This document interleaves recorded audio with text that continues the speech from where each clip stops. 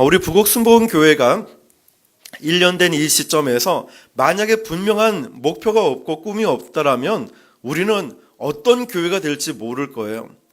정말 일반적인 똑같은 교회로 아니면 세상에서 욕을 하고 지탄받는 그런 교회가 될 것인가, 아니면 정말 우리 부곡순복음교회는 십자가의 복음으로 하나님을 기쁘시게 하고 영혼을 구원하는 데 쓰임받는 교회가 될 것인가. 제가 개척하기 전에 여러 군데 교회를 탐방을 했습니다.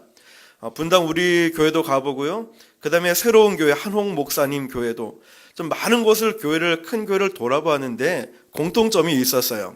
그 교회만의 분명한 색깔이 있었다라는 거죠. 새로운 교회 한홍 목사님 교회 같은 경우는 말씀 성경을 가르치는 탁월함이 있었고요. 분당 우리 교회 목사님은 굉장히 호소력 있는 설교 메시지가 굉장히 탁월했었고요. 또 어떤 교회를 갔을 때는 그 교회는 온 가족 예배로 탁월함이 있어요. 주일 예배를 드리는데 예배 중간 설교 전에 부모님이 아이들을 안고 여기 예배 그 강대상 앞을 한 바퀴 이렇게 지나가요. 그러면 성도들이 다 손을 뻗어 축복하고 기도해 주더라고요. 그러니까 젊은 세대 부부분들이 많이 모이는 교회가 되었고, 또 어떤 교회는 청년 사역에 탁월한 목사님이 계시더라고요. 그 목사님은 이 청년들하고 교감이 잘 되고 소통이 잘 되니까 청년들이 부흥하더라고요. 그러면 우리는 어떤 교회가 될까요? 우리 교회의 비전은 한 가지입니다. 바로 십자가의 복음입니다. 자, 십자가의 복음으로 무장되고 그 복음 위에 세워진 건강한 교회가 되는데요. 이 십자가의 복음이라는 것은 사람들이 어떤 면에서는 착각해요. 전도만 잘하면 되냐? 그것만 잘해서 되는가? 이렇게 해서 시기 질투가 또 일어나기도 하죠. 그러나 여러분, 이 복음과 동시에 우리는 준비되어야 되는 게 양육이 준비되어야 되고요. 양육과 동시에 교제도 준비가 되어야 되고, 뿐만 아니고 찬양과 기도도 함께 병행되어야 건강하게 성장할 수 있다는 거죠. 그래서 저는 모세오경 파노라마, 이스라엘 역사, 문화적 배경, 성경 기초 양육, 또 전도책, 참 많은 것을 쓴 이유가 뭐냐면, 한 곳에서라도 치우치지 않고 기울어지지 않고 전도면 전도, 양육이면 양육, 그리고 찬양, 기도 모든 게 함께 가야 한다는 것이죠. 자, 여러분, 저는 그런 의미에서 우리가 꿈꾸는 교회가 과연 어떤 교회일까 정말 많은 시간 묵상을 하고 또 생각을 해보았습니다. 그 중에 하나가 바로 큰 가슴을 가진 교회라는 것이죠. 먼저 여러분, 우리가 이 말씀을 보면은 예수님은 이 땅에 오셔서 세계 비전을 가지고 계셨습니다. 2000년 전에 예수님은 팔레스타인이라는 조그만 땅을 벗어나서 여행해 보신 적이 없으신 분이지만, 그럼에도 불구하고 예수님은 세계를 품고 그리고 33년이라는 짧은 공생애를 사셨지만 이 세계에 하나님 나라가 이루어지기를 원하고 기대하고 계셨습니다. 예수님은 유대인이셨어요. 유대인은 아주 자기의 철저한 민족주의자였고 유대인만의 특권을 갖고 있었고, 유대인이 아닌 다른 민족은 이방인이라고 불렀어요. 뿐만 아니라 더 심하게는 개라고 부를 정도로 자기들과 유대인들과 다른 민족과 철저하게 구별된 민족이었다는 거죠. 자, 그들 중에 한 사람으로 예수님이 태어나셨습니다. 그런데 예수님은요, 유대 민족의 한계를 뛰어넘어서 세계적인 안목을 보고 또 세계를 바라보는 비전을 갖고 계셨다라는 거죠. 그래서 복음서에 보면은 주님의 지상 명령이 나와 있는데, 마태복음 28장 19절에 그러므로 너희는 가서 모든 민족으로 제자를 삼아. 예수님은요, 이스라엘 민족 이 땅을 떠나본 적이 없으셨음에도 불구하고 모든 민족으로 제자를 삼으라 라고 말씀하셨어요. 또한 마가복음 16장 15절에 또 이르시되 너희는 온 천하에 다니며 만민에게 복음을 전파하라. 주님의 비전을 한번 보십시오. 우리 주님은 전 세계를 가슴에 품고 있는 분이라는 것이죠. 너희는 온 천하에 다니며 만민에게 복음을 전파하라. 또 누가복음 24장 47절에도 또 그의 이름으로 죄의 사함을 받게 하는 회개가 예루살렘에서 시작하여 모든 족속에게 전파될 것이라 기록되었으니, 예수님의 사역은 예루살렘에 딱 국한되어 있는 것이 아니라 예루살렘 옆에 갈릴리 지역에 국한되어 있는 것도 아니었고, 죄의 사함을 받게 하는 은혜가 예루살렘을 넘어서서 온 민족에게도 전파되기를 부탁하셨다는 거죠. 그래서 우리가 잘 알고 있는 사도행전 1장 8절을 보면 오직 성령이 너희에게 임하시면 너희가 권능을 받고 예루살렘과 온 유대와 사마리아와 땅끝까지 이르러 뭐가 되라고요? 그렇죠. 내 증인이 되리라 말씀하셨습니다. 자, 여러분, 그렇다면 예수님의 그 간절한 마음이 느껴지지 않습니까? 예수님은 자기 안에 예루살렘 이 좁은 땅덩어리에 집중되는 게 아니라 늘 세계를 바라보고 다른 민족을 바라보는 그런 사랑이 있었다는 거죠. 그래서 우리가 잘 알고 있는 요한복음 3장 16절에 하나님의 세상을 이처럼 사랑하사 독생자를 주셨으니 이는 그를 믿는 자마다 멸망하지 않고 영생을 얻게 하려 하심이라. 아멘. 자, 하나님의 사랑을 한번 보십시오. 이 사랑은요, 세상을 사랑한다는 것은 이 지구라는 땅덩어리를 사랑하는 것이 아니라 세상에 살고 있는 각양각색의 모든 사람들을 사랑한다는 거죠.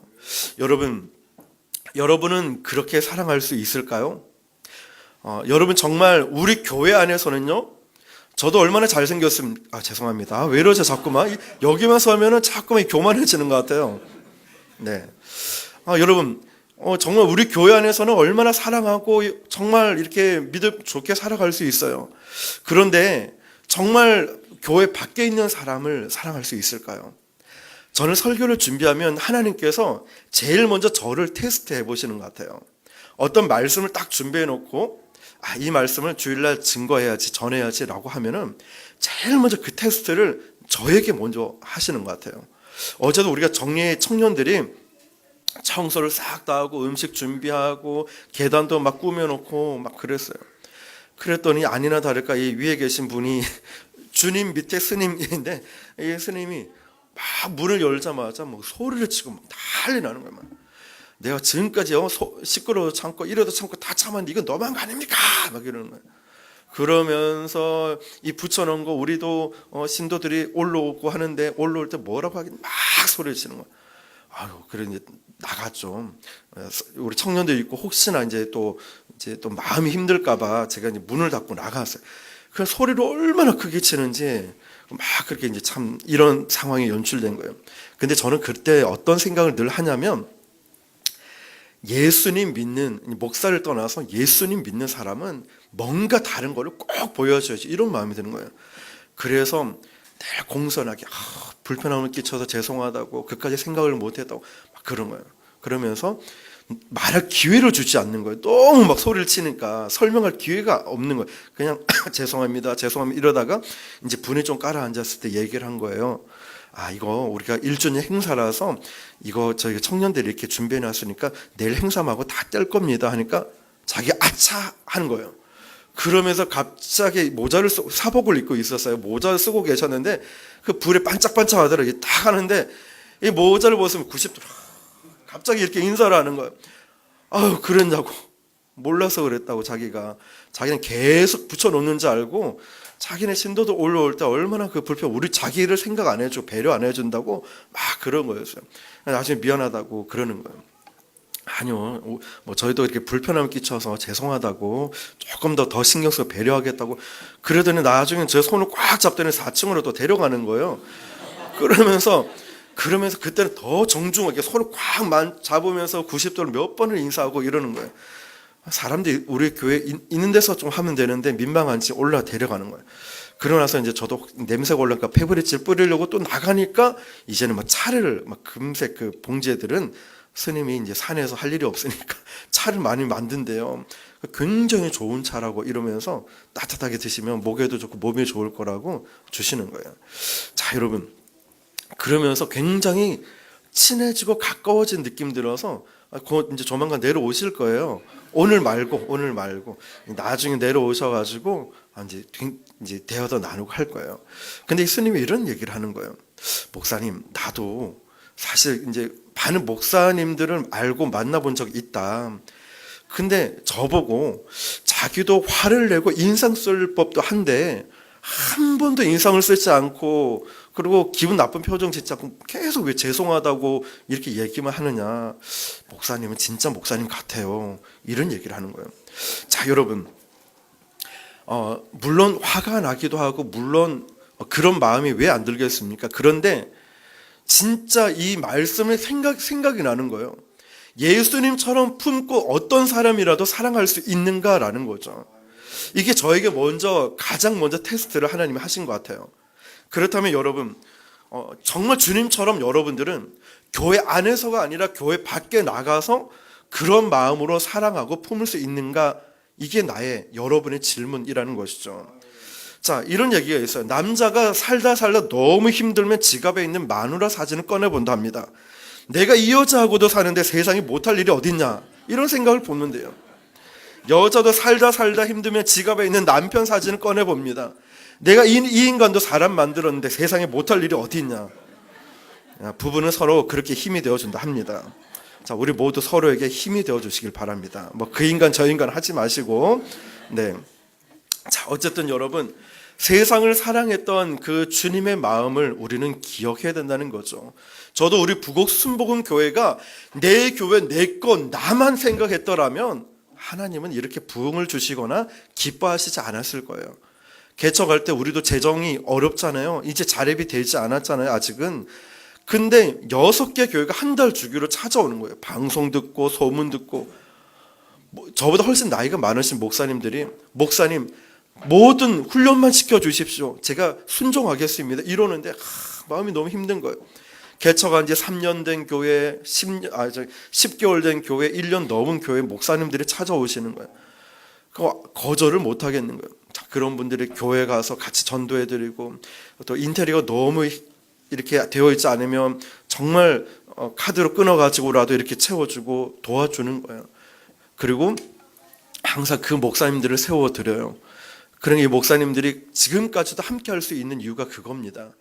만약에 제가 조금이라도 부흥되고 이걸 교만하고 자랑했더라면 같이 못 가요, 마음 상해서. 근데 그 목사님들을 늘 세워드리고 하니까 제가 언제든 도움을 요청하면 이 목사님은 지금이라도 달려올 수 있을 정도로 함께 동력자가 만들어진 거예요. 뿐만 아니라 우리가 전도하러 나가고 또 다른 교회와 함께 젊은 목회자들 연합하기 때문에 청년의 수련회라든지 이 모든 게 가능하지 않았을까 생각합니다. 자, 여러분, 이것이 바로 저는 하나님이 기뻐하시는 일이라 생각합니다. 복음을 증거하는 일과 연합하는 일과 이웃을 내 몸과 같이 사랑하는 마음들, 이 일들을 우리 교회가 하고 있는 거예요. 그러니까 좋은 소문들이 나니까 이렇게 부산 성시화에서 연락 오고 거기서 함께 일을 하자 뿐만 아니라 화분도 보내줘, 수시로 연락이 와서 물어보고 해요. 오죽했으면 제주도까지 갔다 왔겠습니까? 저는 이것이 하나님이 하시는 일이라 생각합니다. 우리 교회를 하나님이 쓰시고 있다라고 저는 믿습니다. 자, 여러분, 그렇다면 이제 이 성경에 나타난 수리아 안디옥 교회를 보면요, 왜 이 안디옥 교회가 아름다운 교회였냐면 그 당시 큰 교회도 얼마든지 많았어요. 예루살렘 교회는 안디옥 교회보다 훨씬 더 큰 교회였다는 거예요. 그런데 놀라운 충격이 뭔지 아십니까? 세계 선교의 놀라운 역사는 큰 예루살렘 교회를 통해 일어난 것이 아니라 작은 안디옥 교회를 통해 일어났다는 사실입니다. 예루살렘 교회가 모 교회가 되어가지고 분기점이 마련된 건 사실이지만 1세기 때 가장 귀하게 쓰임받은 교회는 안디옥 교회였다는 거예요. 왜 안디옥 교회가 쓰임받았냐면 그들 마음속에는 세계 비전을 가진 교회였기 때문에, 자기들 교회만 국한된 게 아니라 세계 비전, 세계 영혼, 세계 죽어가는 영혼을 바라보는 그 마음이 있었기 때문에 그 가운데 하나님께서 가장 귀하게 쓴 교회가 되었다는 것입니다. 그렇다면 여러분, 저와 여러분들이 이제 우리 부곡 순복음 교회가 2년, 3년, 4년 계속 올라가고 성장해 나갈 때 하나님께서 우리 교회를 어떻게 쓰실까? 어떻게 하면 우리가 이런 비전을 갖고 살아갈 수 있을까? 첫 번째가 이 큰 가슴, 빅 하트 가진 교회. 자, 여러분, 어떻게 하면 이런 안디옥 교회처럼 우리가 큰 가슴, 넓은 가슴을 가진 교회가 될 수 있을까요? 자, 그 교회는 그 안에 여러 다양한 사람들이 있었어요. 귀족도 있었고요, 평민도 있었고, 신분과 계급을 뛰어넘어서 모두가 하나님의 비전을 공유하고 있었습니다. 자, 이 교회, 안디옥 교회 안에는요, 유식한 교인도 있고 무식한 사람도 있었어요. 그리고 그런 것은 전혀 문제가 되지 않았어요. 흑인도 있었고 백인도 있었고 귀족도 평민도, 잘 사는 사람, 못 사는 사람, 여러 사람들이 다 돼 있어요. 나이 드신 사람, 젊은 사람도 있었다는 거예요. 그런데 이 교회 안에서는 이것이 전혀 문제가 되지 않았습니다. 왜 그랬을까요? 십자가의 복음을 위해서 모두가 헌신하고 있었기 때문입니다. 나이나 성별이나 배우고 못 배우고 잘 살고 못 살고 이것은 그들에게 중요한 것이 아니었어요. 저는 우리 교회도 이런 것은 그렇게 중요하게 생각하지 않아요. 잘하고 못하고 10대 1로 축구 질 수도 있죠. 이런 거 중요한 게 아니에요. 우리가 잘 못할 수도 있어요. 죄송합니다. 또 아픈 추억을 꺼내서. 자꾸만 이게 오래 가니 뒤끝이 있나 봐요, 제가. 아니, 왜 오후에 이제 기장순복음교회에서 올 거거든요. 그래서 자꾸 생각이 나요. 영상을 만드는데 축구는 빼버렸어요. 운동회 영상 만들 때. 근데 줄다리기를 넣었는데 줄다리기 보니까 다 졌네요, 우리가. 이긴 줄 알고, 응자, 영자 이러는데 기장 우승 이긴 오더라고. 그 잘랐는데 조금 들어갔어요. 그리고 공 옆으로 돌리게 하는데, 그것도 졌더라고. 이긴 기억이 없어요, 영상이. 우리 곧 우리 운동 잘하는 분도 보내주시겠죠. 자, 어쨌든 여러분, 그래요. 그만큼 이 안디옥 교회는 모두를 끌어안을 수 있는 큰 가슴을 가진 교회였다는 거죠. 자, 안디옥 교회 교인들이 어떤 구성원인지를 보면요. 1절 보니까 안디옥 교회의 선지자들과 교사들이 있으니 바나바와 니게르라는 시므온과 구레네 사람 루기오와 분봉왕 헤롯의 젖돈색 마나엔과 및 사울이라. 자, 바나바는 귀족 출신으로 땅을 기증할 수 있을 만큼 부동산에 부자였던 사람이에요. 마나엔은 그 당시 헤롯 왕의 그의 젖동생이라고 소개하고 있는데 육신의 동생은 아니지만 같은 유모의 젖을 먹었기 때문에 이 마나엔도 귀족이라는 거죠. 자, 헤롯은 그리스도인은 아니었지만 헤롯의 집안에 그리스도인이 있었고 또 그가 안디옥의 교회의 일원이었다는 거죠. 자, 안디옥 교회에 있었던 이 귀족들은 바로 서민들과 잘 어울려서 한 가지 복음을 위해서 헌신하고 있었습니다. 그 다음에 나오는 니게르라 하는 시므온도 나오죠. 니게르는 흑인입니다. 흑인. 니게르라는 뜻이 흑인이라는 거죠. 자, 그렇다면 이 교회, 안디옥 교회 안에는 흑인도 있었고 귀족도 있었고 잘 사는 사람도 있었습니다. 그런데 이 안디옥 교회는 우리는 이 안디옥 교회가 영성이 어떠한지 분명히 알 수 있어요. 그들 모두를 끌어안고 품을 수 있다라는 거죠. 우리가 주목해야 될 사실이 바로 이겁니다. 어떤 성경학자들은 여기에 열거된 이름이 나이 순으로 열거했다라고 말하고 있습니다. 바나바가 제일 나이가 많았고 사울이 제일 나이가 적었다는 거죠. 나이가 많은 사람에게서 젊은 청년에 이르기까지 이들 모두는 교회 지도자급에 속해 있었는데 함께 복음을 위해서 일하고 있었다는 것입니다. 다시 말하면 세대 차이를 넘어서서 열정적으로 복음 전도를 위해서 힘쓰고 있었다는 거죠. 저는 이 안디옥 교회처럼 나이가 많으신 우리 연장자부터 나이가 젊은 청년들까지 우리 교회는 세대 차이가 느껴지지 않을 만큼 오직 정말 하나님을 기쁘시게 하는 이 복음을 위해서 하나 될 수 있기를 축복합니다. 자, 이렇게 안디옥 교회는 모두를 끌어안을 수 있는, 흑인도 백인도 모두를 끌어안을 수 있는 큰 교회였다는 거죠. 자, 두 번째는 살아있는 예배가 있는 교회입니다. 살아있는 예배가 있는 교회. 자, 우리 교회가 안디옥 교회처럼요, 앞으로 커지고 정말 성장할 수 있는 이 교회가 되기 위해서는 바로 성령이 역사하시는 예배가 되어야 됩니다. 예배를 들을 때마다 하나님의 음성이 들려오는 예배가 되어야 됩니다. 왜냐하면 선교의 힘은 예배에서부터 나오기 때문에 그렇습니다.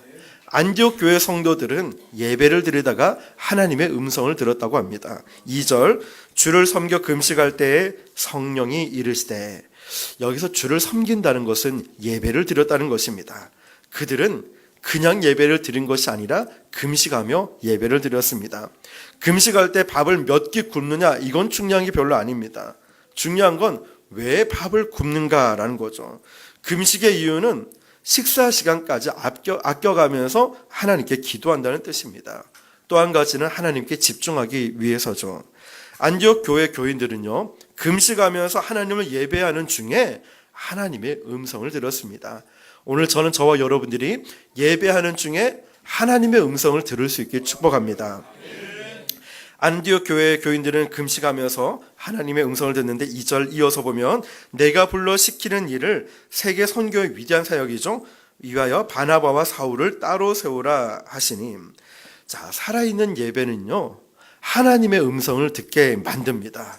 하나님의 음성을 듣는 자마다 하나님의 간절한 소원인 선교에 헌신하지 않을 수 없어요.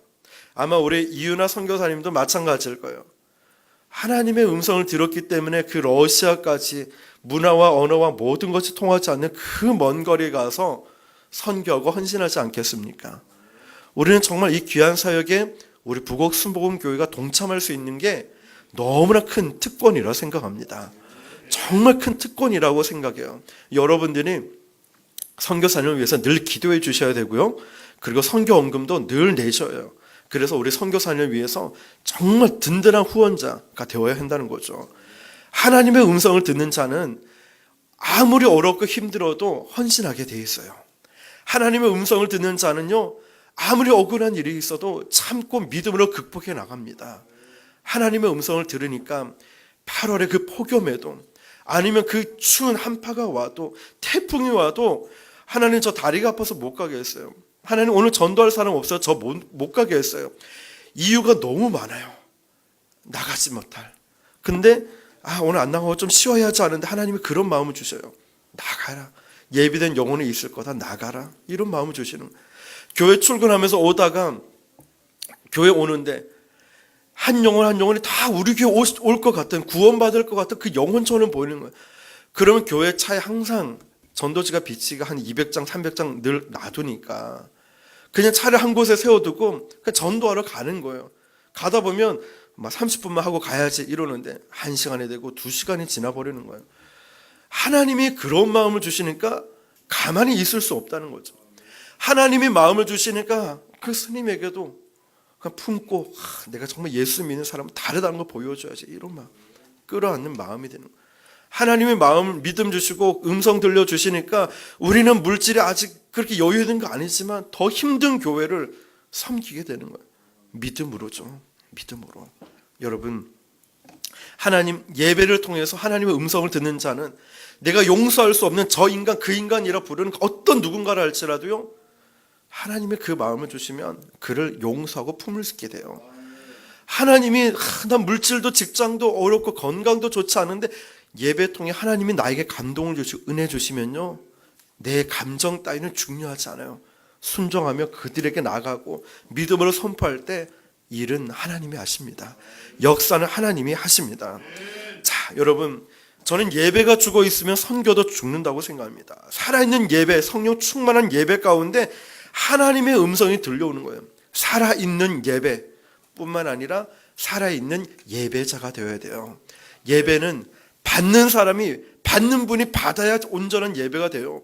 여러분이 아무리 이 자리에 몇 시간 동안 오래 앉아 있어도 그것보다 중요한 거는 내가 살아있는 예배자가 되는가라는 거예요. 자, 하나님께만 집중하는 거예요. 이 말씀이 주의 음성처럼 듣고 하나님이 나와 함께 하시면 믿는 거예요. 자, 여러분, 그래서 예배를 영어로 서비스라고 하지 않습니까? 서비스는 섬김이라는 뜻이죠. 예배를 제대로 드려야 하나님을 섬길 수 있다는 거예요. 온전한 예배를 드려야 하나님께 온전한 순종을 할 수 있다는 거죠. 선교, 이 전도를 한다는 것도 섬기는 것입니다.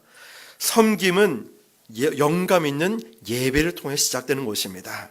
자, 여러분, 예배를 통해 하나님을 더 깊이 만날 수 있게 축복합니다. 자, 마지막 세 번째로는 희생할 줄 아는 교회입니다.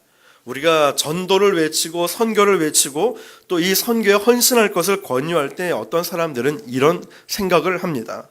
아니, 그 선교를 해서 나에게, 우리에게 유익되는 게 있습니까? 고생만 하는 거 아니에요? 라는 얘기를 합니다. 과연 유익이 없을까요? 저는 그렇지 않다라고 확실히 믿고 있습니다. 놀라운 축복이 있습니다. 복음을 전하는 내 자신에게도, 내 생명, 내 삶에도요, 다 바치기로 작정한 이 사람들을 하나님이 기뻐하시지 않을까요? 저는 금요일 저녁 기도에 오면은 제가 살아있다는 느낌이 들어요. 왜 그런지 아십니까?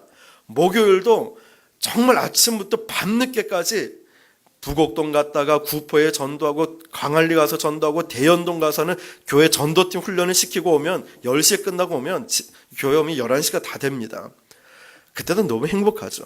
자, 금요일 되면 또 부곡동 시장 전도하고 이제 울산까지 가서 전도하고 저녁 먹고 넘어오면 7시 예배 준비를 이제 미리 해놓고 가죠. 하고 이제 정리를 딱 해놓으면 8시부터 찬양하고 이제 기도하고 이제 말씀을 들을 때 제가 막 가슴이 막 뛰어요.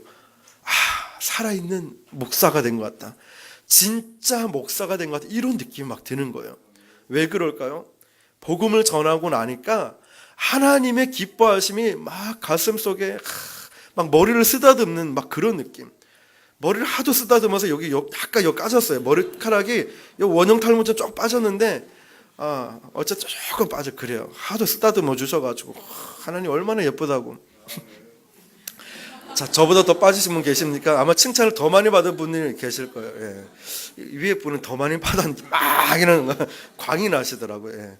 자, 어쨌든 여러분 이렇게 축복을 받아야 할 이유가 있는 사람이라는 거죠. 저는 저와 여러분들이 그런 축복을 받을 만한 이유가 있는 성도님들 되시길 축복합니다. 자, 한 교회가 선교와 전도를 위해서 모든 것을 내어놓고 희생으로 결심할 때 그 교회야말로 하나님이 기뻐하시는 교회가 아닐까요? 어떤 회사나 단체나 공동체가 이익을 위해서 존재하는 것이 아니라 복음을 위해서 존재한다고 할 때 하나님께서 그 공동체, 그 사업장을 축복해 주실 만한 이유가 있지 않을까요? 저는 저와 여러분의 가정이 가장 먼저 이 가정과 사업장이 또 우리 교회가 하나님이 축복하실 만한 이유가 있는 공동체가 되길 바랍니다. 자, 이처럼 안디옥 교회는요, 하나님의 명령 앞에 아멘으로 응답을 냈습니다. 오늘날 안디옥 교회는 사라졌지만 그들의 희생으로 전 세계에 복음이 전파되었습니다. 얼마나 값진 결과입니까?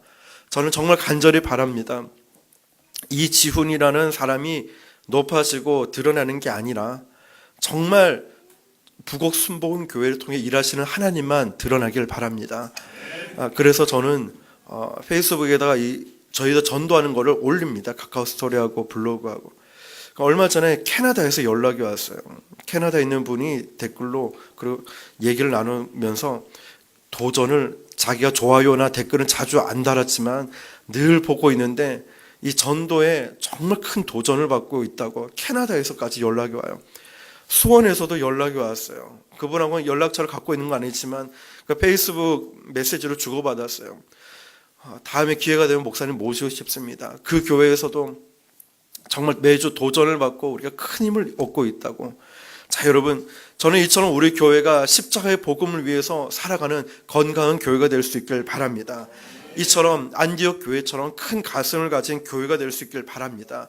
그리고 살아있는 예배자가 또 주님의 음성을 듣는 예배자가 되길 축복합니다. 그리고 마지막 세 번째로 복음을 위해서 기꺼이 헌신할 수 있는, 시간과 물질을 아낌없이 드릴 수 있는 헌신자가 될 수 있길 축복합니다. 이처럼 안디옥 교회처럼 세계를 끌어안을 수 있는, 또 세계 속에 하나님 뜻이 이루어지는, 하나님 나라가 확장되는 그런 건강한 교회가 될 수 있고 건강하게 쓰임받는 저와 여러분 되시기를 주님의 이름으로 축원합니다. 우리 이 시간 함께 기도하겠습니다. 오늘 이 안디옥 교회처럼 하나님